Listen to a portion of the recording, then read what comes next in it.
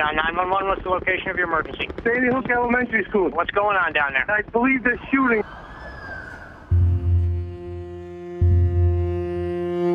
The reports we're getting from law enforcement is that of the 26 dead, most are children. I don't think that any of us that were in there feel that anybody needs to know specifically what we saw. Emotionally, the world needs to know to understand it. Come on, Daddy! I didn't want to take the clothes out of his drawer. I still have little secrets stashed around. I still keep expecting Dylan to be there. Am I just dreaming all of this? It's just awkward when you walk around town and you see the faces that you see on TV of the parents. What's the social norm for that? There is an immediate human desire to protect the rest of the world from having to go through this. The liberty of any person to own a military-style assault weapon is second to the right of my son to his life. The whole community's been victimized, but we're not going to let the darkness overwhelm us. Look at me. It's gonna be all right.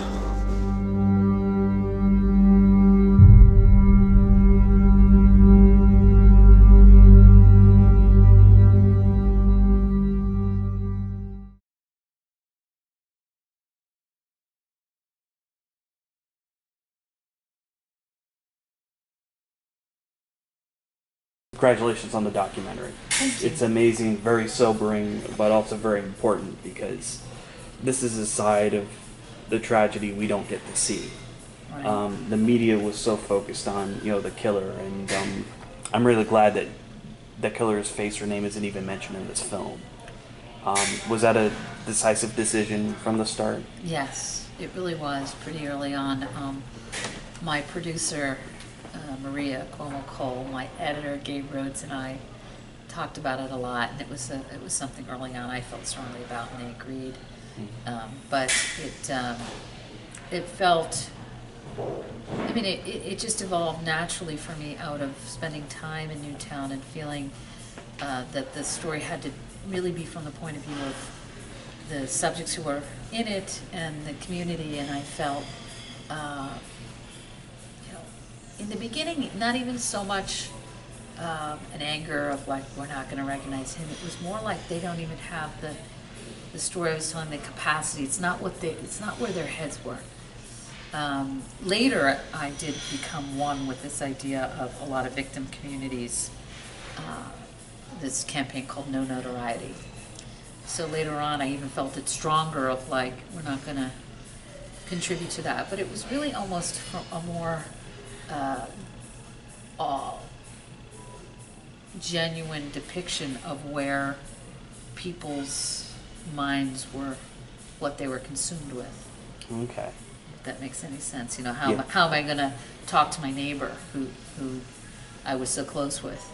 That's what they're thinking about a lot. Right. You said that as time went on, you started to see a larger story to where the project morphed for you. And at what specific point did the larger story come to your focus? Well, I was just talking about this, that I feel that there was a bunch of seminal moments, but I think when I met a couple of the families that decided to participate, which wasn't until like 8-9 months in of being in that town, so much of the early footage we didn't use because it was a lot about building trust and deciding how to tell the story and getting informed by a lot of different voices. But it was, it morphed when I started to get closer to these three families and understand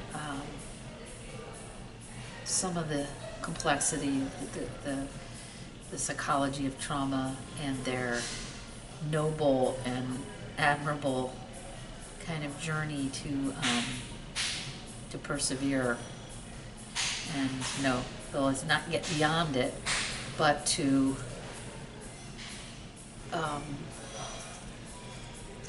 to reckon with the fact that, Mark will always say, even now when I'm with him, all the time we wake up and be like, can you believe that this happened? And that's something they'll say, that surreal, that shock even doesn't wear off, really. Right. I always think if there's a line in, not to sound too precious, but in Thomas Mann's The Magic Mountain, because I went through some pretty serious sickness in my 30s, and I remember being in bed a lot and reading that big book, and there was this line that referred to these tuberculosis sanatoriums where he says, I'm getting used to not getting used to it. So it's sort of like there is no end to, oh my God, this is our life. Our child was murdered in the worst mass shooting of school children in history. Mm. But that feeling happens a lot. So that idea of, over time, this is my life, but the shock of that doesn't really, and the surrealness doesn't really go away. Right. These are people who will never really get past the moment, but there is still hope, especially by the end. Was it hard to find the hope in this story? I'm glad you asked that. Mm-hmm. I mean, we ask people at screenings not to be afraid. Well, they've come, so we always thank them. You showed up. Yeah. And we ask them to tell other people not to be afraid. Clearly not because we want to promote our movie, but because we do think it's so important to break through the desensitization and to tell people that it's rewarding. They will get something out of that experience. It's not easy, but that's what we observe, is that I've rarely met someone who didn't get something out of that experience. And I think, whether you call it inspiration or hope in seeing what human beings are capable of, what we all might be capable of, or whether it be walking away with a sense of purpose. I think the film gives a lot of people a sense of purpose of like, I'm gonna have their backs. I'm gonna somehow figure out a way to, I said somewhere, it reminds me right now, I feel like we may be the reason I feel like we're at a tipping point is because I think this country, I have faith that when things reach crisis points, we have had progress, but they sometimes have to reach a serious crisis point. Mm-hmm. And it does remind me of the Network, the sort of, I'm mad as hell and I'm not going to take it anymore. Yeah. I feel like that's what this film inspires for a lot of people. Absolutely, yeah. Especially when it comes to the issues regarding gun control. I mean, there's no agenda in this movie at all, which is really good. But it does show the importance for some sort of gun control actions to take place. Was it hard balancing out, like, documenting the families and sort of dealing with the gun control issue? We don't even use the words gun control. Okay. But it's okay. We say gun violence prevention because, there's a lot of gray here, and I think the trick of this movie is, we showed it when we premiered last week in New York.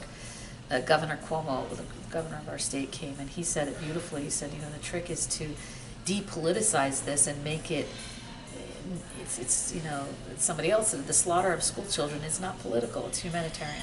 Yeah. It's a humanitarian issue. So we have to take it out of this crazy polarized space and be able to talk about it because we can't afford not to, and there's just too much at stake. So it is hard to not have the underlying thing, be seen as deeply political and partisan in the environment we're in right now in the country. But that is what we want to do, is to help reframe this as the public health crisis that it is. We say there's lots of things people can do, and when people get demoralized and say nothing's happened since Newtown, we travel around the country now. I travel with a lot of those folks and say we see the conversation changing. It's just changing on a grassroots level, in constituents. And one of the things I think the film has the unique ability to do is to have these voices become stronger, of hearing from our priests and our doctors and our teachers and our youth. And that's how other movements have happened, where there's this sort of building. And because I think that, understandably, when these things happen, the news cycle's short. You always see family victims, you see parents, and I think it's really hard for people. They don't want to go there. They think those poor people, because they can't get up in the morning and put the kid on the bus if they think it could be them. And so there's this temptation to say that could never be me. But the film, I think, what gets in a different way is I could be that neighbor. I could be that doctor who finds himself in his emergency room dealing with this, or that priest who has to bury 8 of 20 children in 1 week. What must that be like? And I think that's where the film is different, and what hasn't been done is hearing these different lesser heard voices that are growing and feel epidemic, you know, as sub-communities of teachers everywhere who are sort of questioning, what is this, you know, what does this feel like and look like, and what must we do? Yeah, absolutely. And I also read that one of the movies that kind of inspired the look of Newtown for you was The Sweet Hereafter, the Adam McGowan movie, which I think is a brilliant piece of work. What was it specifically about that movie that inspired you so much? I don't know so much. It was its essence. It was the essence of a community in grief. I mean, pretty literally.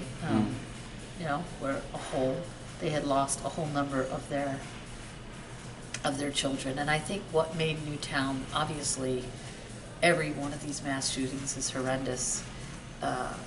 So it's not to ever compare grief, but I do think that the reason this one grabbed the world by its throat the way it did was the age of, you know, there's something very primal for us about that age of first graders. I mean, what could be more innocent and seemingly safe and protected than inside that first grade classroom? So I think there is something, you know, just primal in human beings about when little ones are taken so viciously. The way you start this documentary is with the parade, which I thought was great, because that really sort of made Newtown look like any other American town. Was that your idea? Yeah, the idea that the parade is not just literally the sort of Norman Rockwell, small New England, any town America, but it also is, to me, a metaphor for what we are losing or have lost. It's almost like saying, this is what's at stake. This is what's at stake. This image of America that is carefree and happy, and those girls clapping, and then it goes away like that in a moment, and we have that moment. And it also is very much what you hear in Newtown and a lot of places like that is sort of before 12/14 and after, that there is this cataclysmic break and moment where nothing will ever be the same for generations. And so that quick break from those children coming at us at the camera, who are just living their safe little lives, coming to that screeching halt with these calls, and that all of that happened within 5 minutes. So it's also a kind of call to action about how these kinds of things can happen in that kind of enormity of tragedy in that instant of a moment. Yeah. Another scene that stood out to me was when Mark, I think it was, jumped out and decided to skydive out of the airplane. I thought it was a beautiful way to end the movie, because when he's jumping out from like thousands of feet in the air, he looks so serene and so peaceful, which is not what you expect people to look like when they jump out of an airplane to skydive. What I love about that is there's just so many interpretations depending on what the viewer goes into that with. Right. Of what that means as metaphor, what he's actually feeling and thinking as he jumps. It's open to interpretation, and it's also obviously not just a metaphor for release, but of unknown hovering there above the earth. You know, there's this complete unknown of where his journey is going to take him, but you know, hopefully he will find moments of peace, more and more of them. So it's both honoring the fact that there is no pat, you know, wrapping this up in a box with a neat ribbon, and but nor is there, but there's the hope that there's movement and life continues. Yeah. Yeah, I mean, that's the tricky thing with the subject matter, because there is no sort of like final act. There's no real, I mean, you know, this is not a situation you can have all the answers to. Yeah, that ending was tough because I guess I felt like it needed to be more European in that, you know, I wasn't going to give the audience, you know, some people, there were conversations where it's like, you gotta give people something here. It's just too hard. This is too hard. But I just felt like it had to be honest more than, you know, I'm gonna let people kind of off the hook here. It doesn't let people off the hook. Right. And so in that sense, even the choice of music there was this huge choice between something that felt much more cathartic and like an ending, like a real ending, and what we chose is kind of unusual in that it isn't. It sort of just extends. Right.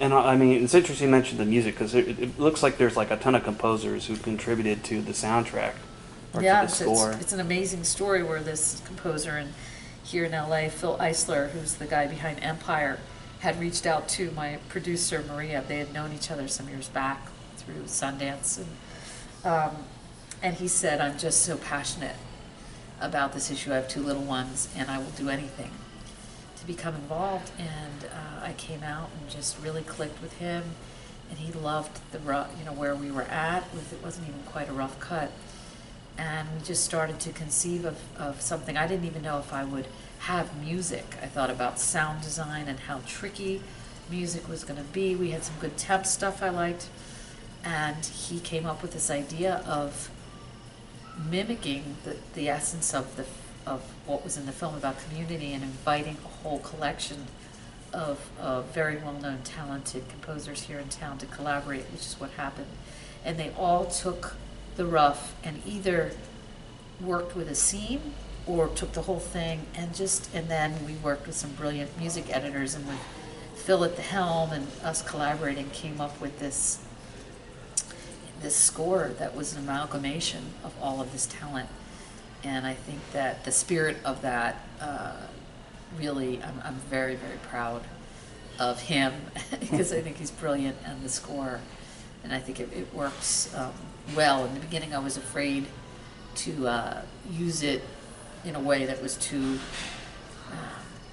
forefront, but there are moments in the film where it does become a little bit more pronounced, like during the firehouse scene, and I think it feels right. Yeah, absolutely. What surprised you most in the process of making Newtown? Was there something that came up you didn't expect to see at all?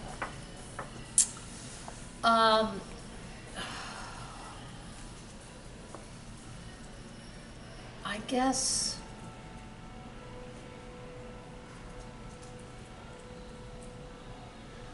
one thing that surprised both Maria and I was, you know, I never wanted to make it be about facts and figures, but you thought about a lot of information along the way. And there was this lunch I was having with the priest after the first year, off camera, and he was talking to me, and he saw someone behind me, and it was a pregnant woman, and he said, "Oh, at least we're seeing that again." And I said, "What do you mean?" And he said, "Well, pregnant women." I said, "Did you really not see that for a year? Like, did the birth rate really go down here?" And he said, "Oh yeah, I think so." And I thought, well, is there data around that? And then I thought, how do we look at these communities that are becoming more and more, and what are the barometers of a sick or unhealthy or grieving town or community, and how do you measure them, and then how do you apply that to the whole country? And so I started thinking about, divorce and suicide and alcohol abuse and birth rate and real estate and all of and disability of cops who can't go back to work.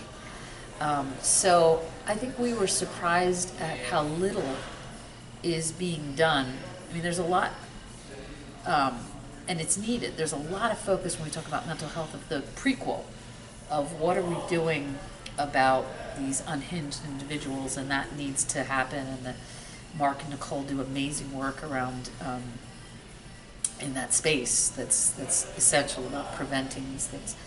But we really, started to think, gosh, we are in a society now with just thousands and thousands of traumatized people, with all of these repercussions, and you start to look at it sort of like, like we're in denial, because we can look at certain places in other continents that are war-torn and understand that the society has a certain mass psychology of trauma. But I think that is so much more pervasive than we're willing to see right now. And so where it personally affected me is that when Orlando happened, which was not long ago, right away from the experience of documenting Newtown, I'm like, okay, 49 dead, 52 wounded, hundreds more who saw their friends killed. 300 and some people were in that nightclub. Every single one of those people have a whole circle of other people around them that are changed forever.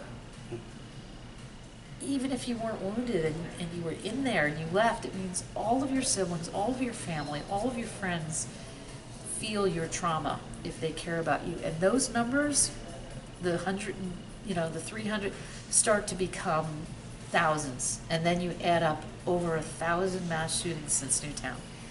Yeah. And that's where I think the idea that we're not really taking in the fallout. We're just not we're not willing to acknowledge that. So anyway, that was something that was surprising. That even within town, I mean, not that someone's going to come in and do a census, but that just comes to mind as something that we thought about a lot. Yeah. In terms of the families, do you still keep in touch with them, and what was their reaction to the documentary? I would say, I feel honored and blessed to say I consider them all friends, and I think they would say the same. They have traveled with me and continue to tirelessly since Sundance on the road. I was with them days ago, all of them, Friday night. And I have the utmost respect for all of them, and am constantly concerned about their triggers and when it's better or worse for them to have suggested that they come to a screening. I think sometimes they feel buoyed by it, to feel that people are hearing and listening.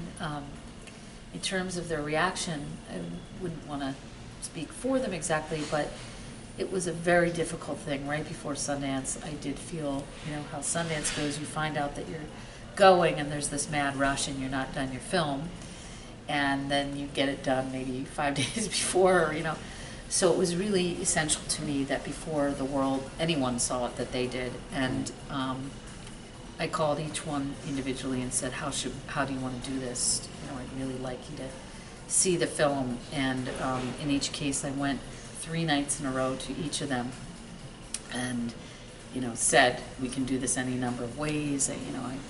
I learned that with trauma, one of the things I observed is all control is sort of removed when something like that happens. And so I intuitively felt like in having a relationship with them, the best thing you can do is offer a lot of options. You know, it's what we do with friends anyway. After it's sort of like, if someone's lost their family, it's like, listen, you don't have to tell me if you want to come, but I'm here. If you want to go out, we'll do it. If you decide last minute, so that's how we always rolled anyway. And in this case, I said, you can see parts of it. You can read a transcript.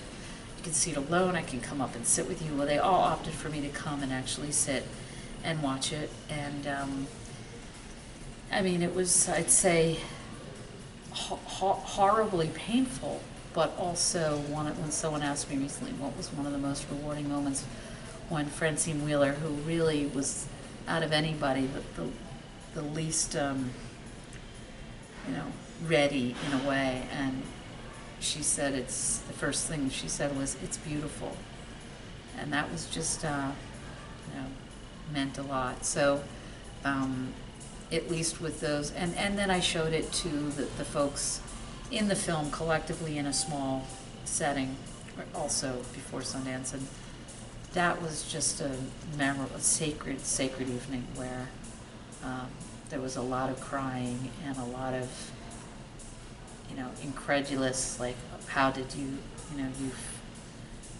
this feels authentically like our voice, so that was good. But that's, you know, I never want to suggest that that the entire town, it was a sampling, so there's 28,000 people.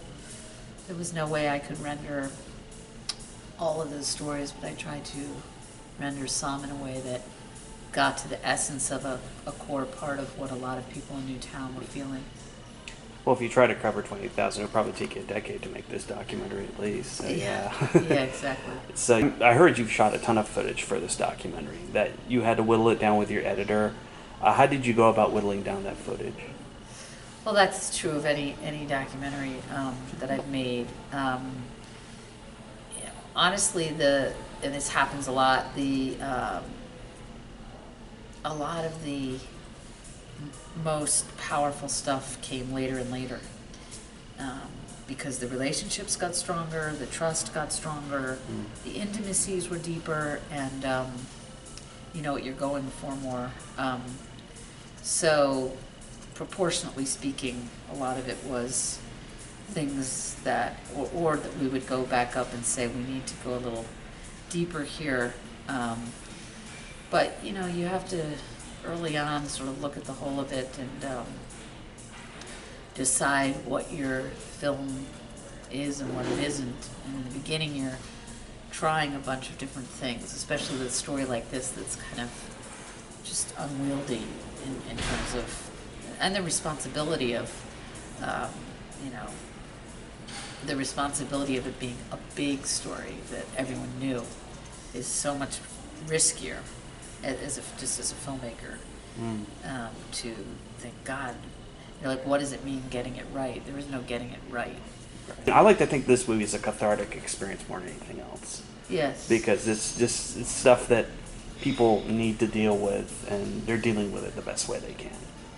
Well, the film is, the real motivation of the film was to break through the numbness and the growing desensitization that we can't help, because it just, the cycle's so quick now. It is. And we can't take it in. So it was to stop and actually have people look and feel for 85 minutes what a community collectively looks like every time this happens in the wake of this, and to really internalize that and have that linger.